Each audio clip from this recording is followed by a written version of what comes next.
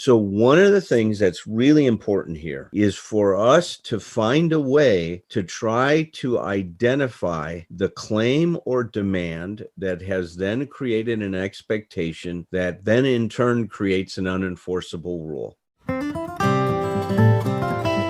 Bill Wilson, co-founder of Alcoholics Anonymous, wrote in 1952, "If we examine every disturbance we have, great or small, we will find at the root some unhealthy dependence and its consequent demand." Wilson suggested that if we could identify and continually surrender these unrealistic and unrealizable demands, that we may then be able to accomplish what he imagined to be the recovery's next frontier, something he called emotional sobriety.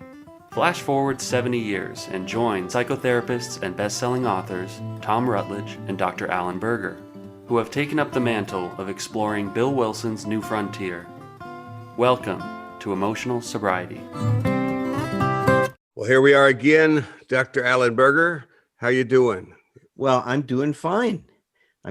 Talk about emotional sobriety today, right? We were going to be started at 1:00 today, and I'm setting up my new mic, and Jess ran out on an errand to get, I think, Maddie or Cece some new shorts for the summer camp we're going to, and I'll be back at 1, and it's 1:20.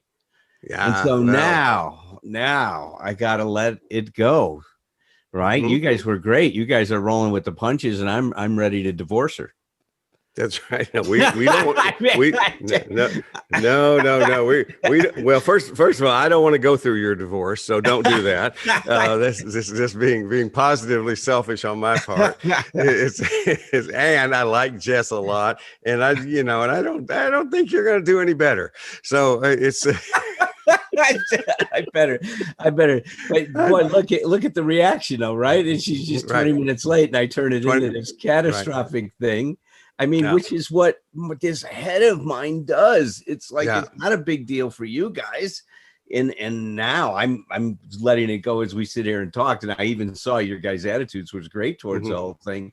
But of course, that first thing is I'm going to really make her pay for this. Yeah, like, why? Well, that guy speaks, and that's what we do, and what we teach our clients and our listeners to do is, I call it quiet defiance. Is one of the best places, which is it says, we're going to make her pay, and you look over, you look sideways at that voice, and you go.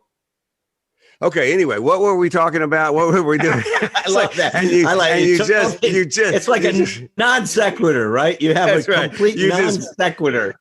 You just acknowledge quietly the interruption, and then you go. It's like, but the other thing I think we can, since we're masters of turning whatever the hell's going on into something we can teach about, is the other thing though is we could say, okay, well, this is also a good reminder for you to, when you look and see that Patrick and I are chatting away, having a good time, and not concerned about the time is, and even if we were, I mean, the bottom line is this is where it's really cool that we have support. Yes.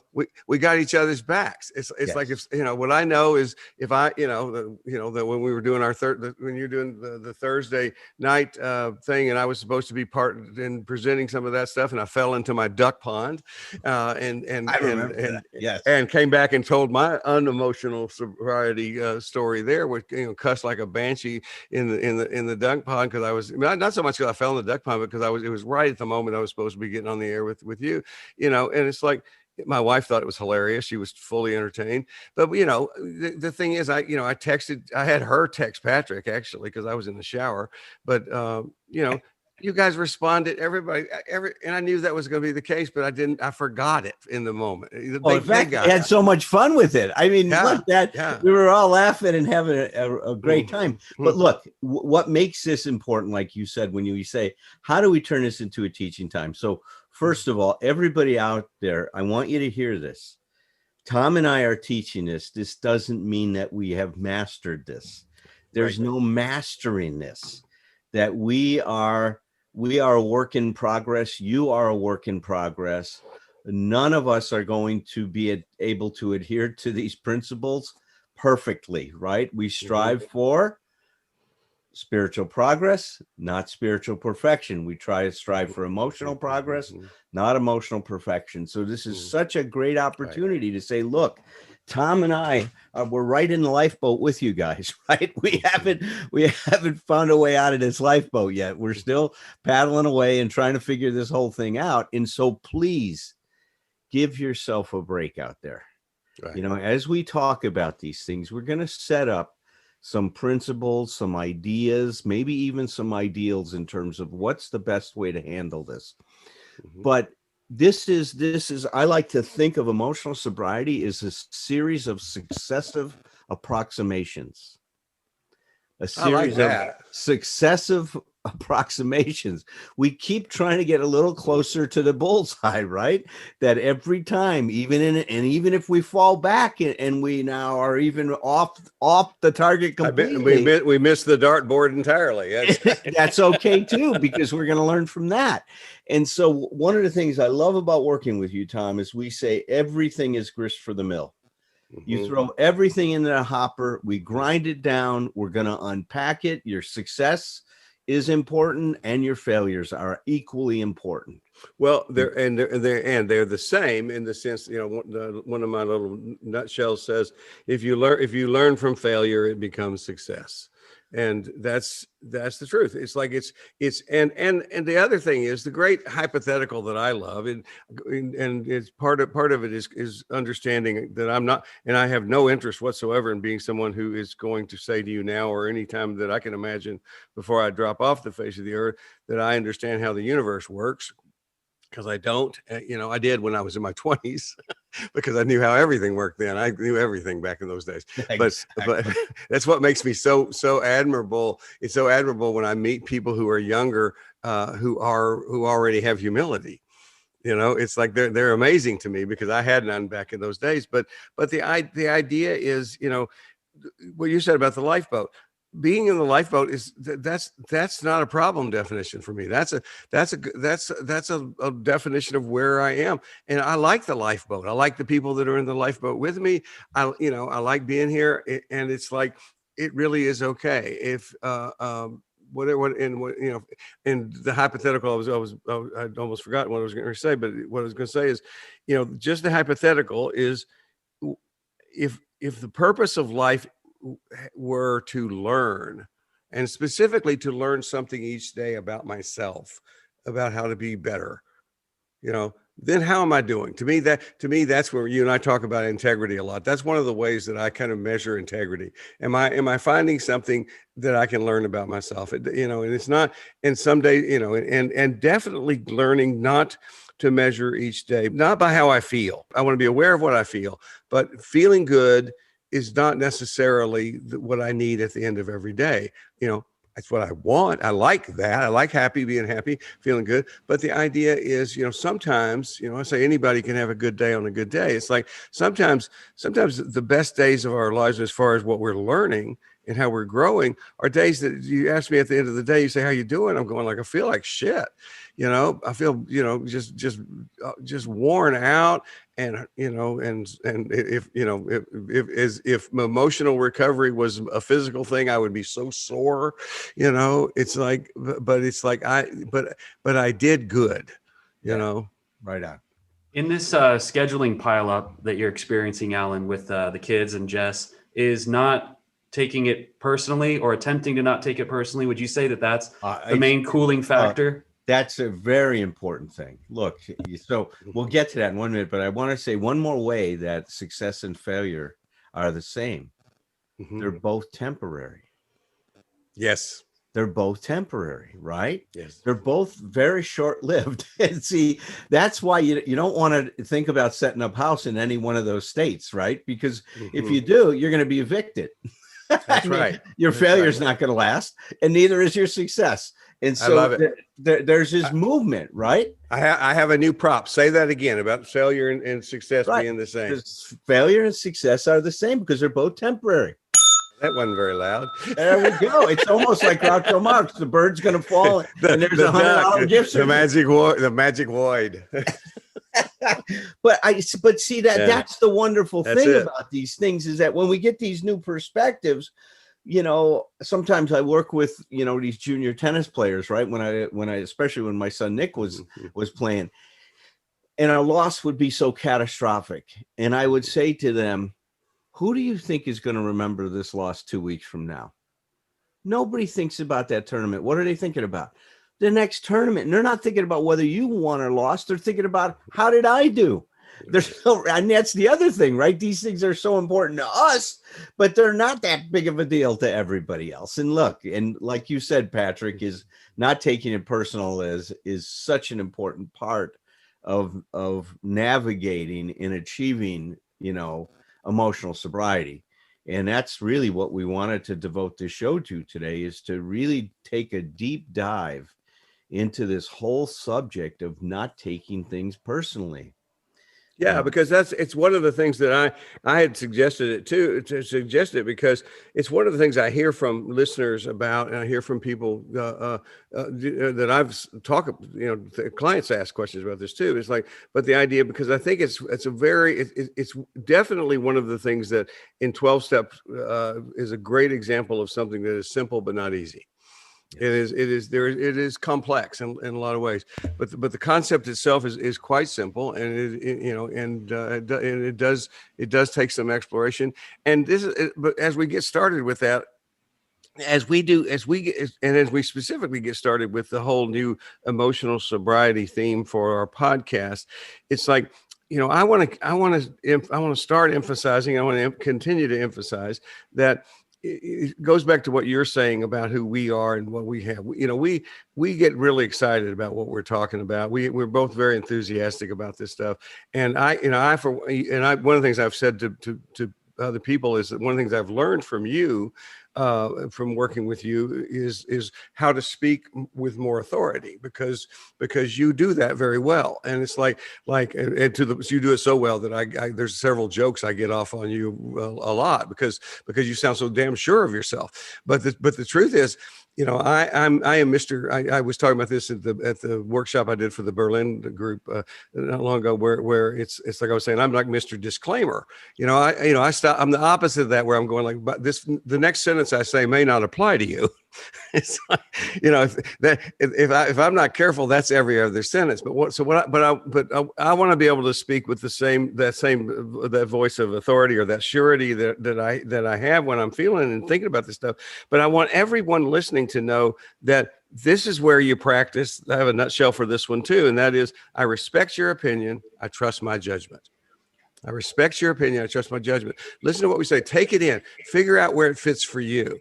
And definitely ask questions if it feels like that does, the way you're hearing it doesn't seem right for you. Then let's tailor it to find that out. Now, sometimes, however, it may not feel right to you just because it's so drastically different for somebody who has been basically working. Their self-esteem has been based on how other people respond to them, how if other people approve of them, that kind of stuff. Just saying we're going to teach you and talk about not taking it personally all by itself is really difficult, because the idea is what we're saying is your opinion counts the most, and that's tough for people.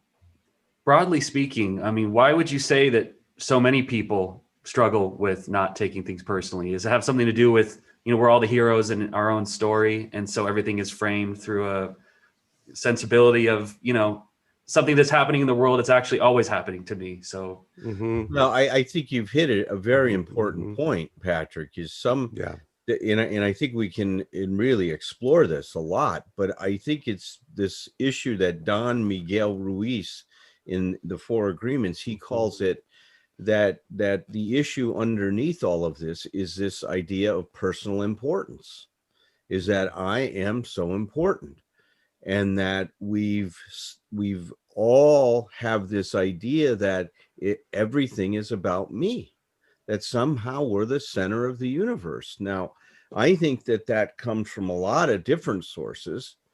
One of the great books I read when I was in college, and I still have it. It meant that much to me. It was called The Culture of Narcissism. An incredible book. It was so well done. And one of the things that he argued, and I'm forgetting the author's name right now, and hopefully it'll come back to me before. That is one of the long haul symptoms I've had of COVID. My memory is just not as clear as it used to be. Oh, Christopher Lasch. So his name was Christopher Lasch. So it did come back to me. See, yeah. So one of the things that he argued, and my God, he's a sociologist, and he was really able to tie in all of these trends from all different angles in terms of our society. But he said what happened in our society is that we made everything about us. Mm-hmm. And we had to, in order to consume as much of the world's resources as we do, we had to feel that we have a right to this, and that we're that important, right? So this whole thing is, yeah, you have a right to this, you have a right to that. It's all about you. We even, our education system, like in Europe, before you can get your PhD, you have to be proficient in 2 languages. They've done away with that requirement in most PhD programs now. They no longer ask to be proficient in 2 languages. Most other countries that you grow up in, like if you were a Dutch person, right? Mm-hmm. You not only speak Dutch, you speak German, because you also have many different dialects, and you speak English. So you got at least 3 languages that you're operating from, which is amazing. Think about that. I mean, we think of bilingual as a real unique thing in our country right now. It's the norm in a lot of other countries. Mm-hmm. Yeah. I'm amazed when I've talked with, I have a friend that lives in Switzerland, and when you figure in all the different dialects of German, it's like I lost count of how many languages she speaks and how she can move back and forth from them. And in the meantime, where she will say something like she'll make some disparaging remark about her English, but I'm going like, you speak better English than I do. They didn't teach that good of English in Texas, that's for sure. That's right. We should at least be speaking Spanish. Right. So look, that's one source. Now, I think that the other source is that this whole idea of not taking things personally has not permeated our consciousness and our culture. Right. I mean, when people hear this idea, that's one of the reasons why Don Miguel Ruiz's book has done so well. When people read that second chapter about not taking things personally, most people, their mind is blown, and they're highly skeptical. Mm-hmm. They're highly skeptical. I can't believe that that's true. You mean nothing that anybody else does is about me? Man, I'm serious. I have people argue with me about it. Well, wait a minute. This has got to be personal, right? They want it to be personal. They want to be that important. They want to have something to do with them. Well, one of the things we want as human beings is we want things to not change. We want things to stay the same. We want things to, if we think we understand them, please don't change the rules on that. But one of the things because I like the direction you're headed, but I also want to add this thing that I come in and add behind. We did this the other day in another situation, is I want people to understand that this not taking it, understanding the world is about me does not mean that you think that everybody, there are plenty of people who are, we were talking about the different kinds of arrogance. It's like, there are plenty of people who are arrogant enough to think this should be, that basically you're not being, I think your example was you're not, if you're not treating me right, then you're not loving me the way I deserve to be loved. And what I was saying is I come from the side of that exact same dynamic in which if you're not treating me the way I want to be loved or have a feeling I need to be loved, then that means I'm not lovable enough. It validates my low self-esteem. So there is that, we talked about, you came up with this great idea when we were talking on the Thursday night group. I wrote it down and called it stacking arrogances. We'll have to come up with a little bit easier term for that. But it's like that basically that if you are an arrogant person underneath there, you have that same negative arrogance that I talk about. And if you're a negative person, you're going to find that you have that same kind of arrogance that you're talking about. That's right. It's like, and I've been thinking about that since then. It makes so much sense. But I want people to know, because you need a place to be able to get a foothold with this stuff as you do it. It's like making it about yourself does not mean you're being grandiose about yourself. It just means, and I use the example of something I heard somebody say a long time ago, that you can believe I am the piece of shit the world revolves around. It's almost like I am, because that negative arrogance is that place where it's like, oh no, this is one more way. I mean, these people will tell me sometimes that, no, they were born bad, or that, God hates me. I mean, that's pretty self-centered. It's just like, right. You personally is like, God, yes. Yeah. And it's like, this is all validation for that, but it's all the same thing. It's like, the idea is, if somebody is not coming up to your standards, that's not personal. And or here's what we're saying. I don't even say if it's personal or not. I don't know what the other person is talking about. They may be directing it to me as personally as they possibly can. But what we understand, the tool here is, don't take it personally. Refuse to take it personally. And that doesn't mean you don't listen to what the content is, but what it means is, I don't assume that if you're going off on me, that's because of me. Right. That's right. I think people's feelings get hurt when you suggest that they don't have a right to their grievance about something. The way I would say it, Patrick, is this. See, I think that whatever is going on. So let's say you say something that I feel offended by. Right? Which he does all the time. Which you do all the time, Patrick. Tom and I are going to do an intervention on you. Talk to you about being polite. And so sorry. Finally straight. Yes, there it is. See, the negative. It's so on cue. But look, so let's say that happens. So now, if I'm healthy, I say, wait a minute. What is it about that bothered me? I take a look at how come whatever comment you made had that impact on me. If I am stuck with blame and unenforceable rules, then what I do is I go back and say, how dare you think that way about me? I make you wrong for having that opinion, idea, whatever you said that I took as an offense. Let's say you said, Alan, you're not as smart as you think you are. I know you've thought that many times. I can see by that smirk on your face right now. Patrick, go ahead and own it. No, but I'm imagining, I'm sure you've heard that from people before when they, well, if somebody they feel like you're getting one over on them intellectually. Or if they don't like what I'm saying to them, they've got all kinds of names. That's a good way. That's a good way of ignoring the substance. See, what we got to understand, if we put this in a larger context, in every relationship, there's going to be certain maneuvering that takes place in that relationship. So if you say something that hurts me, do I take a look at what's going on, and instead of blame you for it and say, wow, what is it? What does that remind me of that hurts me so much? What's going on? And separate it from you. That might be your way of expressing something you're upset with me about. That might be the way that you learn to talk about in your family. If somebody hurts you, you go after them. Mm-hmm. You attack them. In other families, you may withdraw from them. You may become what we would, people call passive aggressive. You're not going to say anything, and then you go slash their tires or something like that.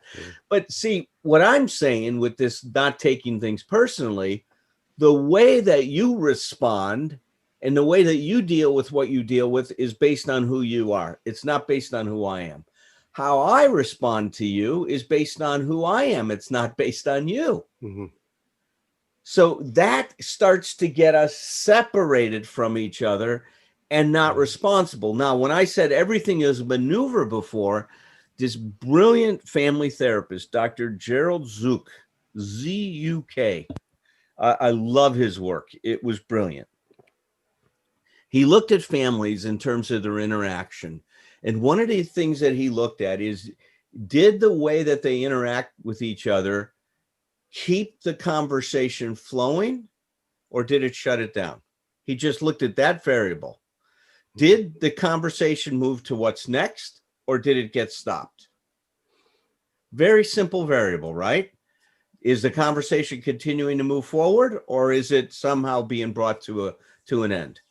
What he saw was that when tension would arise between people, instead of keeping the conversation moving and trying to figure out what's going on and get to some resolution, most of the time what people did is they they used what he called a silence-inducing strategy. Mm-hmm. So they would say things like, "How dare you talk to me that way?" Instead of saying something like, "Wow, you must be really upset if you have to talk to me that way." See, that would keep the conversation going. What's got you so upset? But he would say, "Oh, if you really respected me, you wouldn't talk to me that way." And what did that do to the conversation? Ends it. Right. You see what I mean? It brings it to a thing. Or if those shaming maneuvers, so shaming things like, well, that's not a very nice way to talk to people. It's a good shaming way to silence somebody. If they didn't work, somebody could be a bully. You keep talking to me that way, you're going to really pay for it. You know, well, they're all there. What comes, this is exactly what I work with couples because I teach couples that basically defense begets defense, and everything you're talking about here is a defensive response. It's like, and so the idea, and they can come very unconsciously, but I want to learn more about what this doctor, what's his name? Dr. Z. Gerald Z. Yeah, Dr. Z. I like Zook. I like Dr. Zook because does that make his kids zucchinis? Oh no! Sorry. I hope Dr. Zook didn't take that personal. It's like I take it personally. It's like I don't know why that is. It's like, oh yeah, I remember that. Oh, never mind. This is horrible. Okay, because everything about communication is about keeping those defenses down and keeping the conversation going. I love that simple distinction. Is this shut the conversation down, or now, by the way, when I teach to couples, if a defensive thing shuts the conversation down, it doesn't mean necessarily that the two people stop making noise out of their mouth. They may still talk, but the conversation, as we would think of it as a conversation, has ended. There is nothing productive happening with that. So I love that idea. And I hope I'm not disrupting too much here, but I want to go back to for a minute, because this seems really important to me, that because when Patrick first said that, like what was it you said, Patrick, about grievance? Doesn't mean somebody doesn't have a grievance. Right. That somebody was going to, not let you have your grievance. Right. I think, people feel like, they're very attached to this idea that their pain needs to be validated. I guess. Right, and which basically we do all the time. It's like I give the example of, like, if if I have some sort of disorder where I have these massive tics of movement, and you're standing too close to me, and I start swinging around and break your nose, it's like, it's not personal. I have this tic disorder that I have. It's like, however, you still have to go to the hospital because I broke your nose. It's like, we're not saying people's pain is not real. What we are saying, however, and I think this is what I'm trying to say, is if we want to follow this plan of emotional sobriety, we're going to find out that we're actually participants in how much we're experiencing the pain.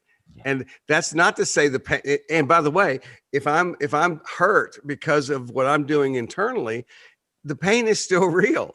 We're not saying to somebody, you're not really hurting. And the other thing is, we live in a real world.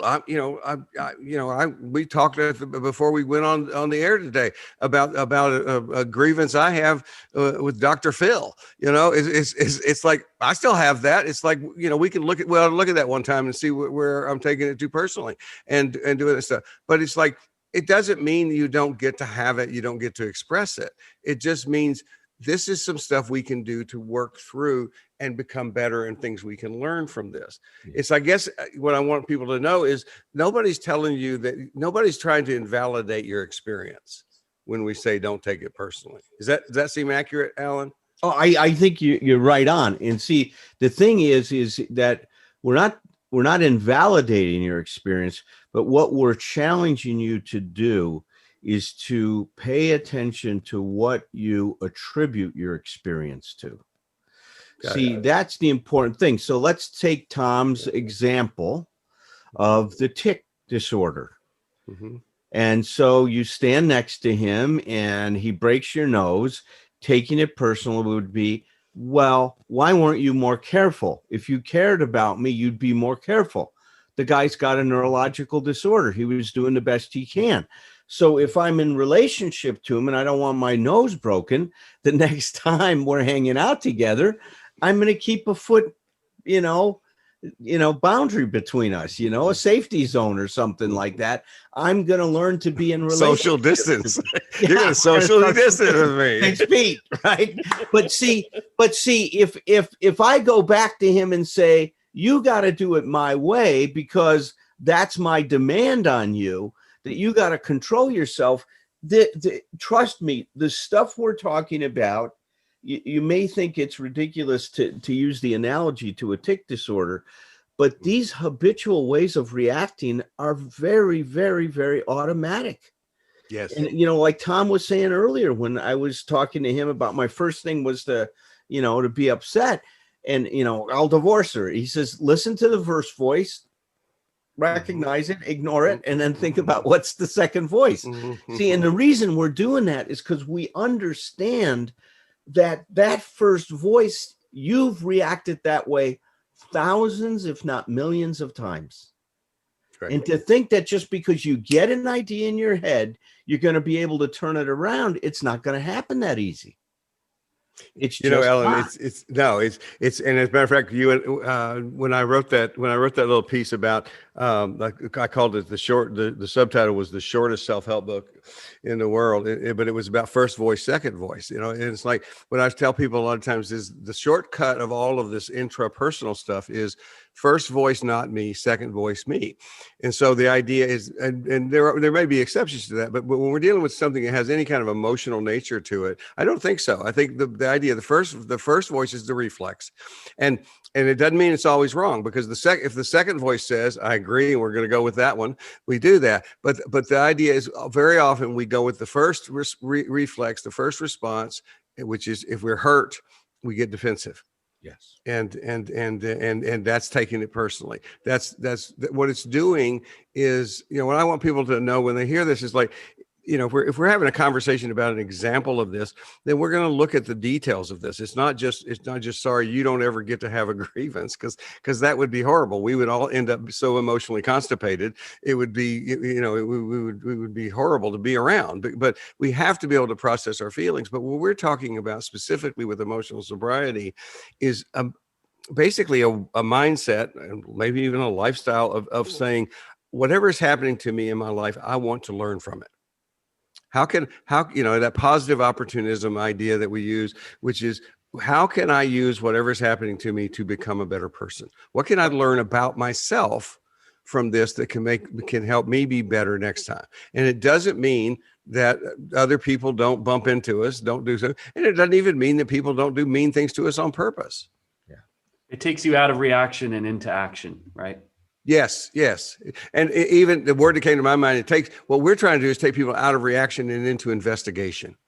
And I don't mean overthink everything, but what we're talking about this stuff is we're wanting to, I use the phrase, hit the pause buttons a lot when I'm working with clients with therapy. Is just hit the pause button. Let's take a look at this. Let's back it up. Let's slow-mo that. Let's just see, because the devil's in the details, and that's where we'll find the solutions.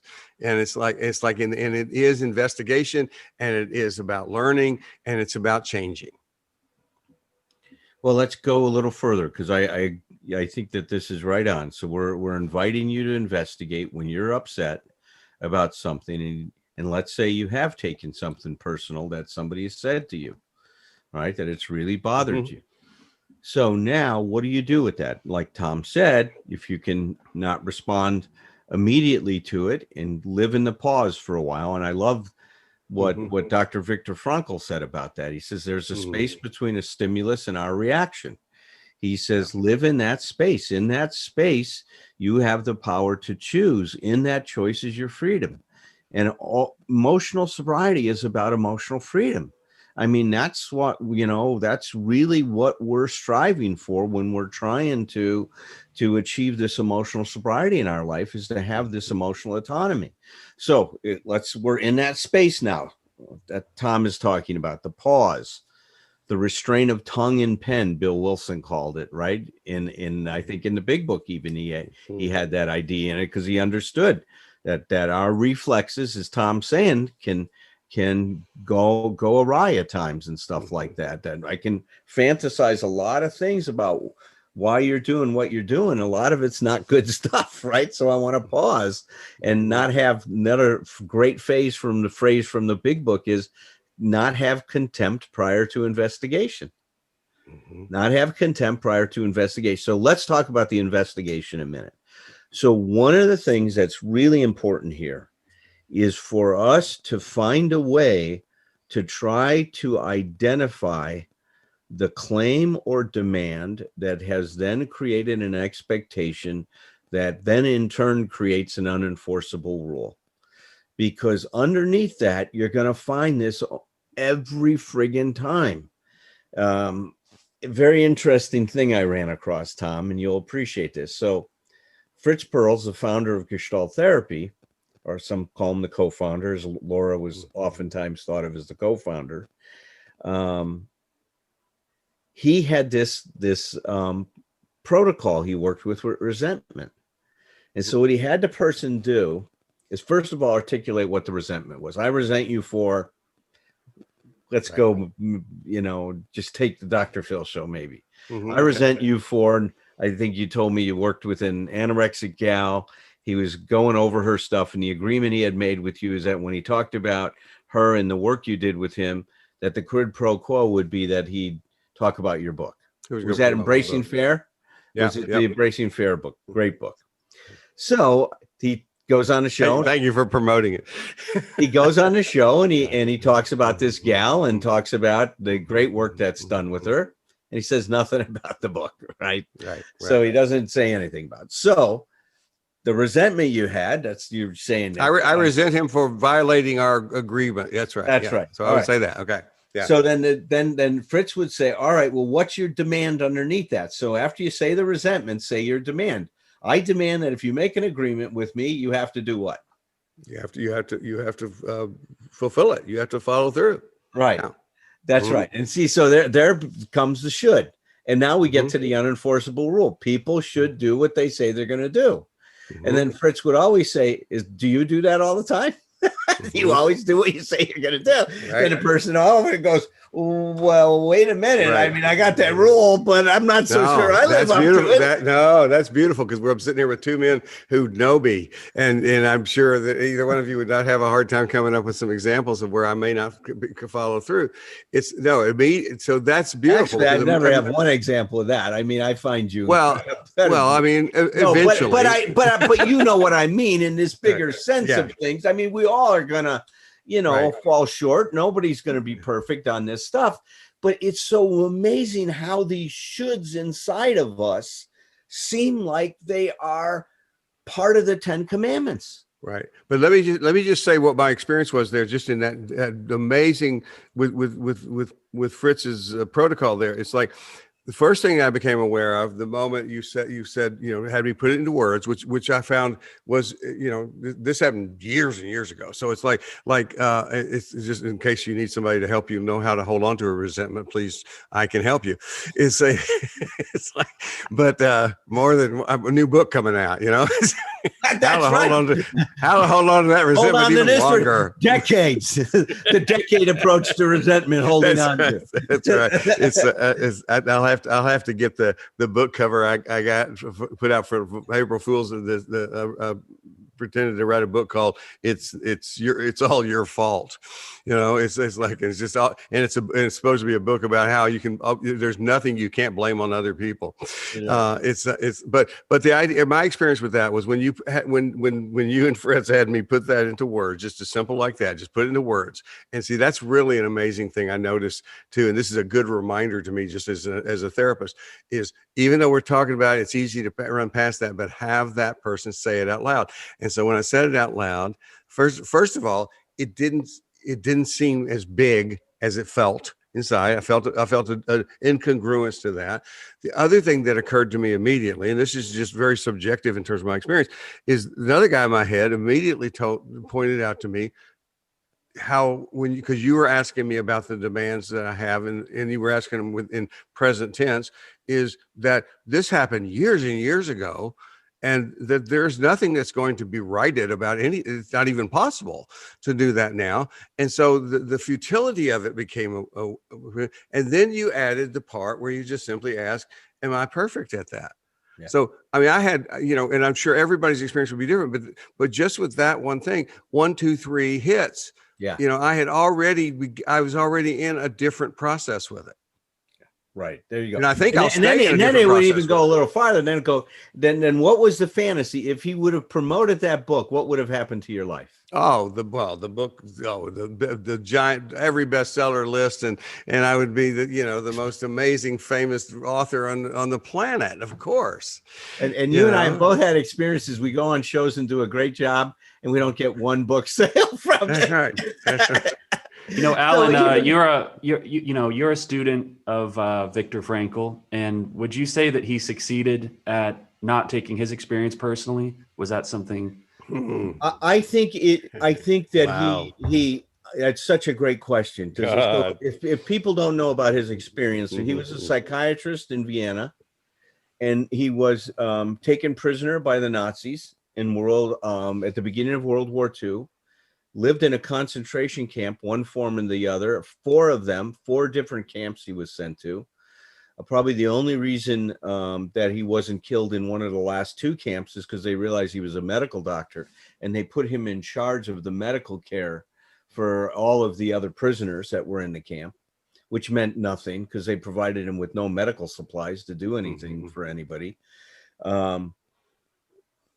I think he always, what he said was, what they did, I didn't let what they did define my life, that the way I handled that defined my life. So I never gave them the power, but he was always critical of any kind of a tyrant and anybody trying to impose what they think is the right thing on other people's lives. I think he always felt that there was a terrible wrong that was done during that particular time. See, that's such a beautiful, that's perfect for this exploration of this area where we're trying to understand something different about taking it personally. I wrote down that's not that's not the way I define myself. It's like, that's the key.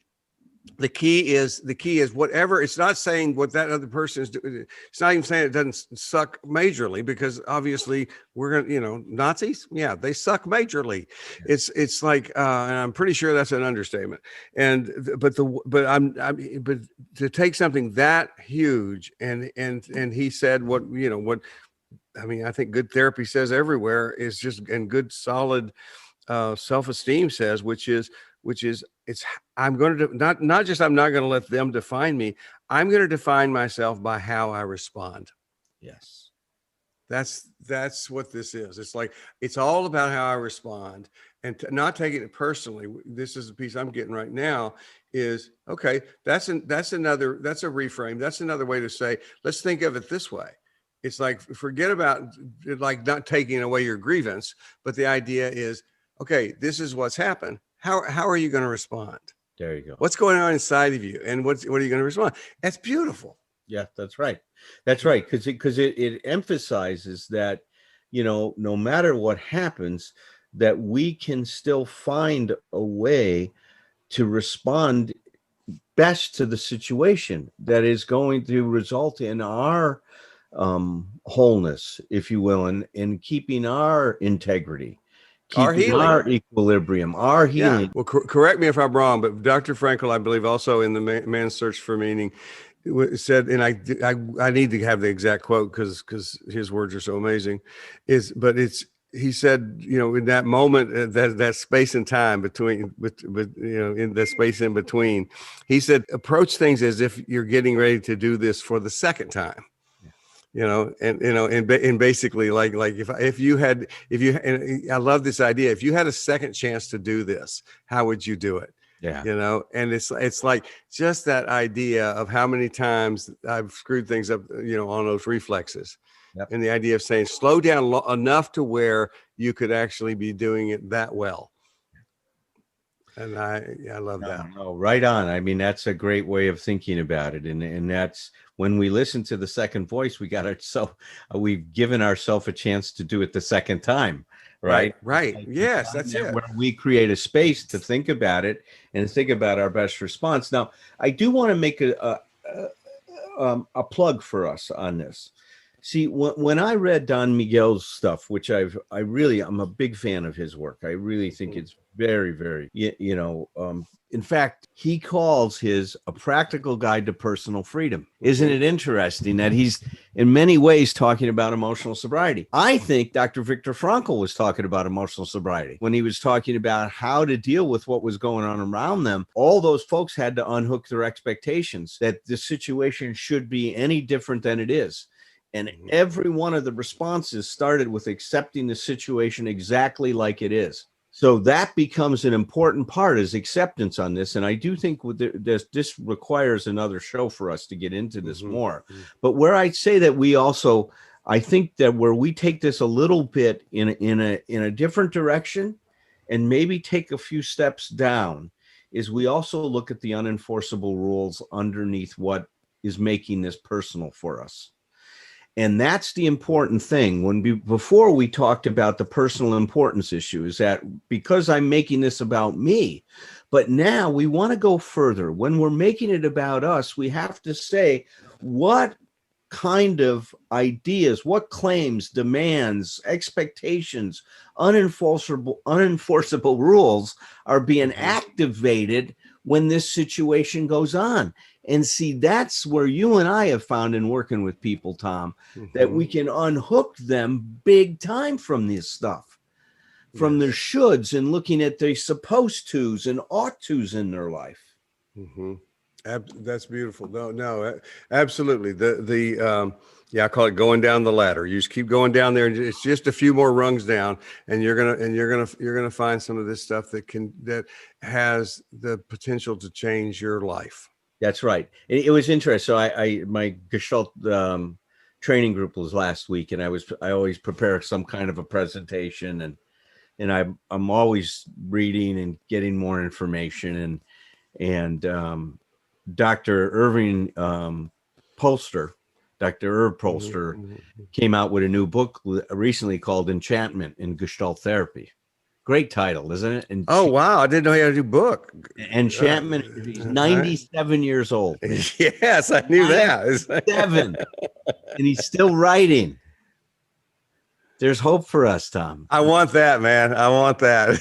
97, he's still writing. And one of the things he talked about that I really took to heart, and I gave a whole presentation on it, is he says that there's 2 different ways of thinking about awareness and insight. He says one dimension is horizontal, that I become aware of right now and what happens when I move to next. And if I pay attention to now to next, there's some important information. I can see, how do I take care of myself? Do I say what's on my mind? Do I try to mobilize myself to get my needs met? What am I doing along the horizontal plane? So one dimension is how now moves to next. You got that? That's the horizontal plane. Now think of a vertical plane. Now we can also gain insight by how now is influenced by then. Yes, because the vertical plane comes with us. It comes with us. It's with us in the horizontal, but now can be influenced by what happened in my past. So now then becomes now.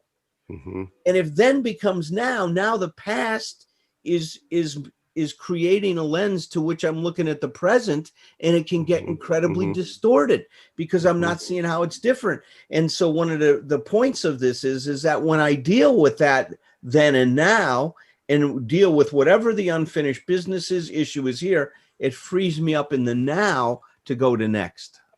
Right.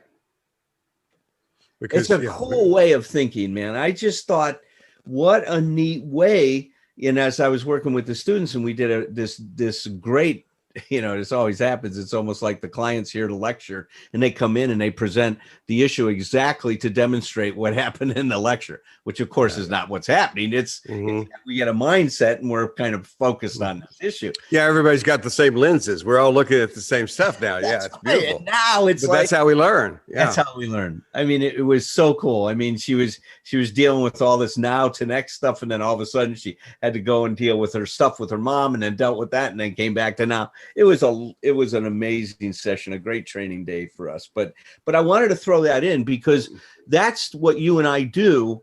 We do it so intuitively now. We're not thinking, oh, I'm on the horizontal plane here, or now I'm working vertically. We just go to where we need to go. I mean, this is us thinking about it now. But I want us to come back next time is us to explore these unenforceable rules and to talk about how they relate to the personal importance. So we will have a part 2 to taking things personally.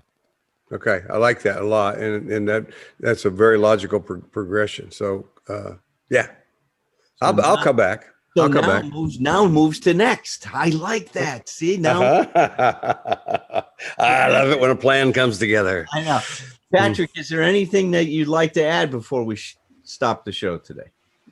Only that I just imagined Tom with Hannibal's cigar in his mouth when he said that 18 quote just now. What was it? What did I say? I love it when a plan comes together. That's what Hannibal used to say on the 18. Yeah. Oh my God, George Papard. You didn't even know where you pulled that out of. You're right. I did not make that connection. And you're a young guy. Oh no, I love that. No, thank you. It's like this is a young guy that's a student of film. Trust me, he's a young guy. But anything where helicopters blow up trucks. I'm a big student of. Oh, you specialize. Okay, good. All right. Yeah, that's that. I appreciate you helping me with that reference, so that I know what the hell I'm talking about. But otherwise, I think you guys addressed the topic. It was very illuminating for me. See, in my head, I was filling in. He was going to say adequately. It's like, see, that's the way they, and even though that thought occurred to me as a joke, as a humor. But the thing is, this, I don't want to overthink it, but that guy's in my head. It does, he comes through and says, oh, I can add something here. Patrick's getting ready to give you a subtle slam. It's these days I'll take adequate. Adequate's an upgrade over, days past. No kidding. No kidding. It's like still standing sometimes is an upgrade. Yeah. Great show today. All right. Peace out. Tend your life. Tend your myth. Cultivate your narrative with whomever you're with. Then with glass in hand and children on one knee. Bring some stories. Bring your stories back to me. It ain't a crime to be a human. Never be ashamed to be yourself. Rest assured that whatever you're doing will entertain me like nobody else. So here's to us, my old friends, until it's time to drink the wine and break the bread again. With glass in hand and children on one knee. Bring some stories. Bring your stories back to me.